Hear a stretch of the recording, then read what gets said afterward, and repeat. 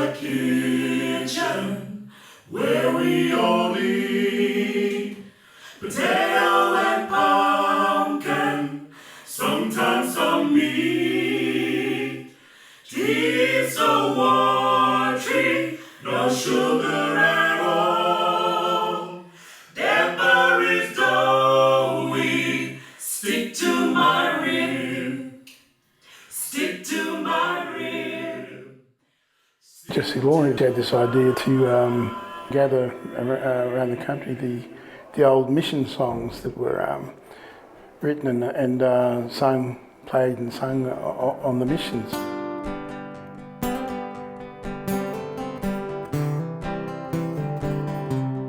She came to us with this idea that she had, and I thought, wow, it's amazing nobody had thought of that before, you know, and it's great. It's been years now since we parted,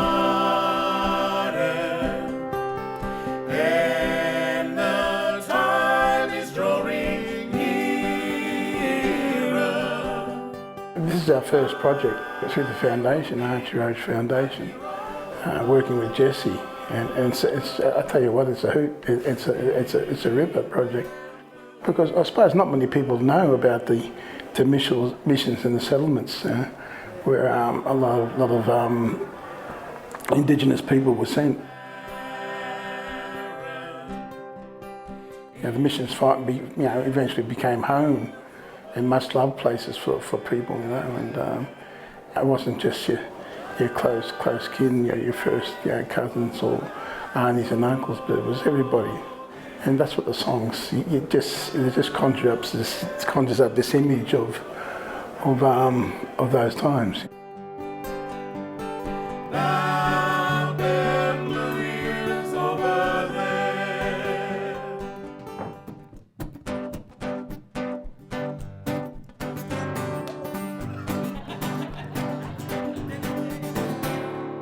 Watching the boat for him, watching the ships go by. I grew up in Cairns, up in Queensland there, and we'd go around to family's place, and there'll be the biggest mob. You know, there's no special occasion, just because we can. And so mob would come around, grandparents, uncles, aunties, cousins. You got 500 brothers and sister cousins.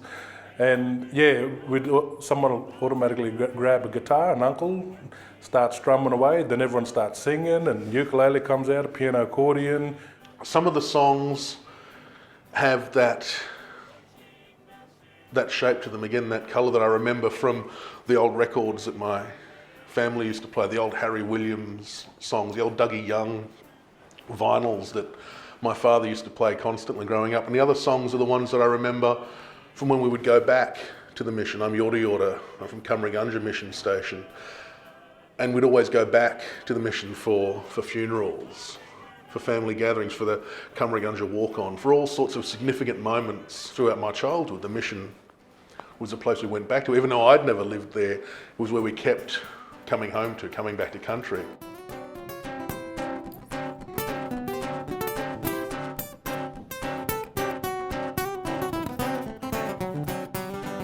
It's authentic, it's true to the time. We're trying to keep it true to the time, even coming down to the rhythms and that sort of thing.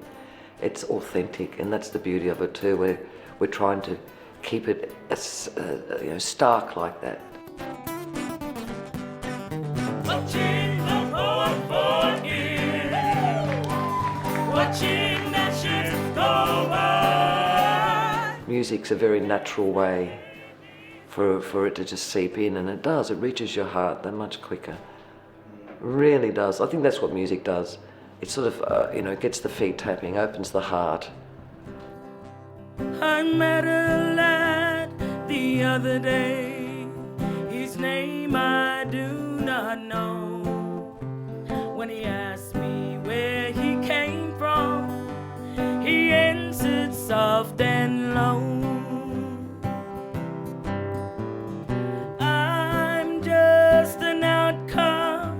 And a half-caste in this town. There's a tribe that doesn't want me, and the white man turns me out. The Irex was a boat that used to take the stolen generation children from the mainland of Queensland over to Palm Island, where my family's from. And it wasn't only the children that were, were on the boat taken across, because with Palm Island, a lot of people were sent there or taken away, and, you'd never know if you'd see your family again. And some people didn't. So this is a song about the boat called the Irex. When the Irex sails away across the sea, leaving me so far away, and all my thoughts will be of you. So farewell till we meet again. Jessie started playing a song called The Irex that she'd learned from her grandmother. And we ended up having a discussion about where these old songs come from that Aboriginal people sing today. And they come from the missions and the reserves and the administered settlements and the campfires of the 20th century. We all learned to sing songs that were composed and written by Aboriginal people, or which we inherited through family lines. And we didn't, as we were growing up, we didn't think about them much, they were just part of the background noise. But she took it further and started looking into it, and so the next step was when she came back to me and said, I'm going to do a project called Mission Songs.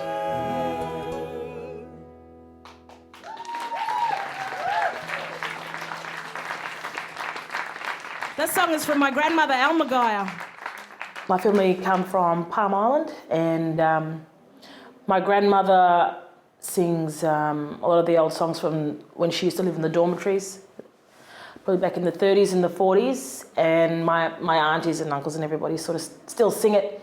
So us, sort of younger generation, we learnt the songs and didn't really think much of it until I started sharing the songs down here in Melbourne. I'm gonna build a hut down by the train, just to stop my heart from aching with pain. I'm gonna pitch a tent, I won't have to pay no rent, 'cause I'm gonna build that middle camp again. Monica Wypern on the slide.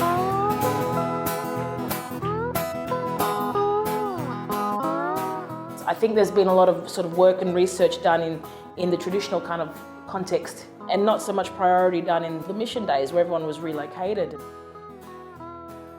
There are a couple of songs in the Mission Songs project repertoire that this will be the first time that we're performing them publicly since probably the 1960s. A lot of them are almost being forgotten, and it's just about capturing that right time with the old people and sitting them down and for a couple of days and spending time with them, and you just hear all these old songs and they go, oh, that's right. Oh, that's right, that song, yeah. And I haven't sung that since the 60s, that's and they think, oh yeah, whatever, but for me that's like, well, that's a new song and that's awesome.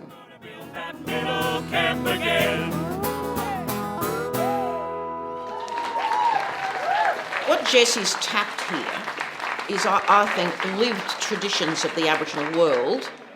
People don't exist as a people without their cultural heritage, without their patrimony, without their traditions. And these are the musical traditions that mean most to, I would say, the larger proportion of Aboriginal and Torres Strait Islander people today. If all goes to plan, we'll hopefully start seeing a bit more collaboration and equality between Indigenous and non-Indigenous people. And I'm hoping that these songs can do that by sharing them, by inviting and by healing and getting everybody a part of the story and not just having it as, oh, this is ours, you can't have that. These songs are meant to be travelled and shared, and that's why I'm trying to bring them back to life. The boomerang lives in Australia, which we call our mother's land. My boomerang.